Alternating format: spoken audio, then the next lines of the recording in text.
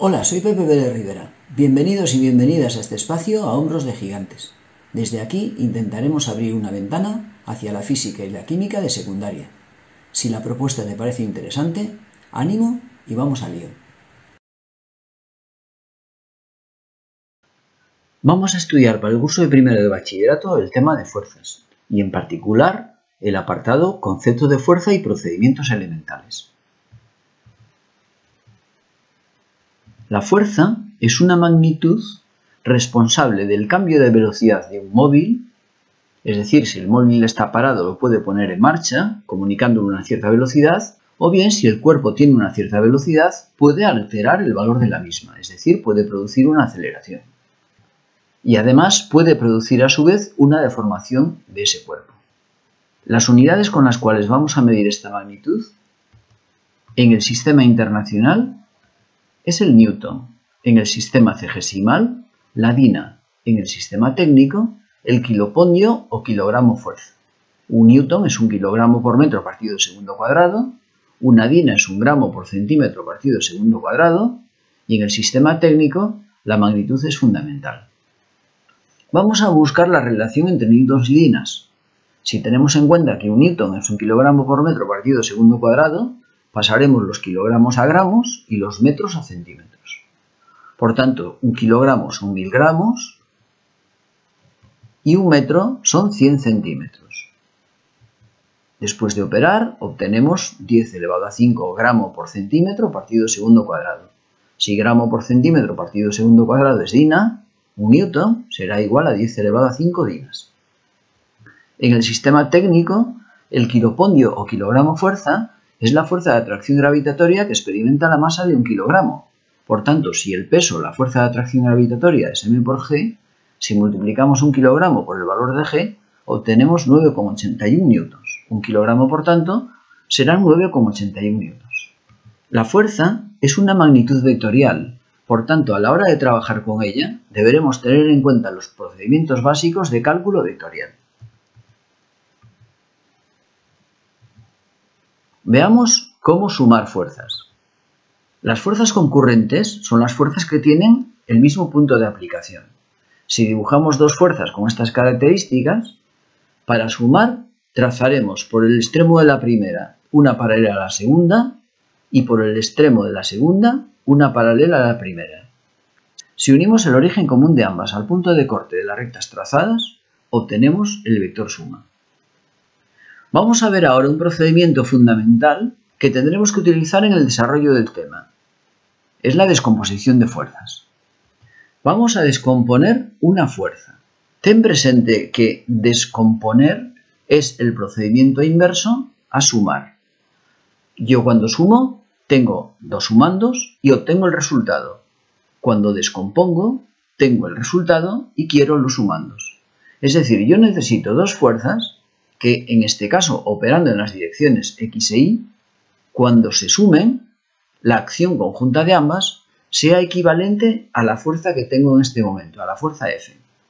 Vamos a aplicar el procedimiento inverso al que acabamos de efectuar para sumar. Tenemos el vector suma.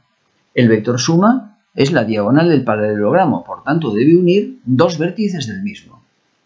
Por su extremo, por tanto, deben pasar dos lados del paralelogramo. Si hablamos de paralelogramo, tracemos esos lados, tracemos las paralelas a las direcciones en las cuales queremos determinar las componentes. Por el extremo del vector fuerza trazaremos una paralela al eje Y y por el extremo a su vez trazaremos una paralela al eje X. Tenemos el paralelogramo del cual su diagonal representa la fuerza. Ya podemos buscar los sumandos en ese paralelogramo. La componente X y la componente Y. Si comparas esta figura con la anterior, son muy semejantes. De hecho, la suma la efectuamos en un sentido y la descomposición supone efectuar exactamente la misma gráfica, pero en sentido contrario.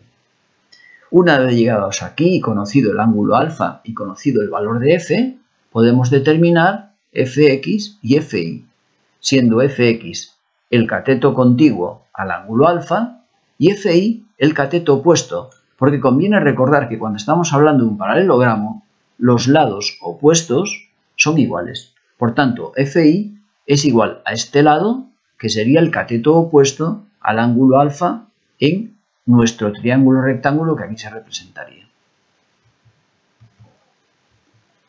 Vamos a ver exactamente de dónde salen estas dos ecuaciones que acabamos de establecer, el valor de fx y el valor de fi.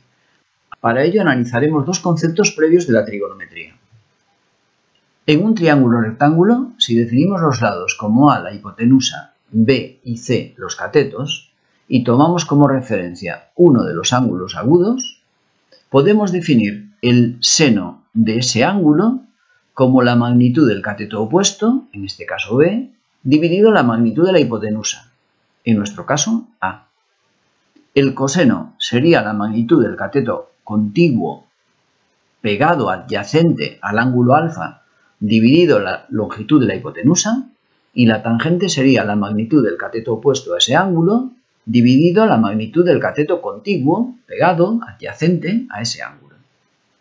En nuestro ejemplo, el seno de alfa sería el cateto opuesto, que es B, dividido la hipotenusa, que es A. Si A la llevamos multiplicando al otro lado, obtendríamos el cateto opuesto como A multiplicado por el seno del ángulo, siendo este ángulo el opuesto al lado B.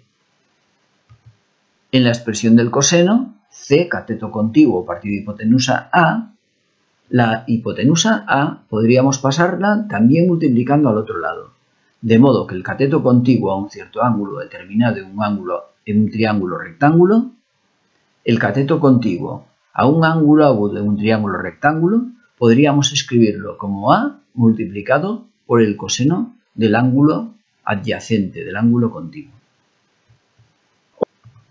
Otro elemento que conviene destacar para el futuro desarrollo de este tema son los signos de las razones trigonométricas. Para ello, quiero traerte ahora un gráfico que te ayude a identificar en qué cuadrantes son positivos y negativos seno, coseno y tangente.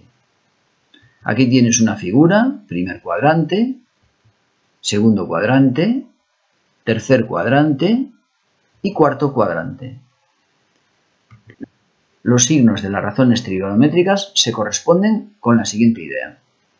Las razones trigonométricas positivas son las siguientes.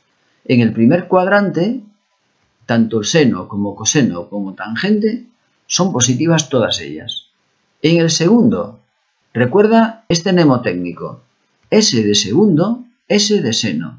En el segundo cuadrante la única razón trigonométrica positiva es el seno. Las demás son negativas. En el tercer cuadrante, T de tercero, T de tangente. La única razón trigonométrica positiva en el tercer cuadrante es la tangente. Las otras dos, seno y coseno, son negativas. Cuarto cuadrante, C de cuarto, C de coseno.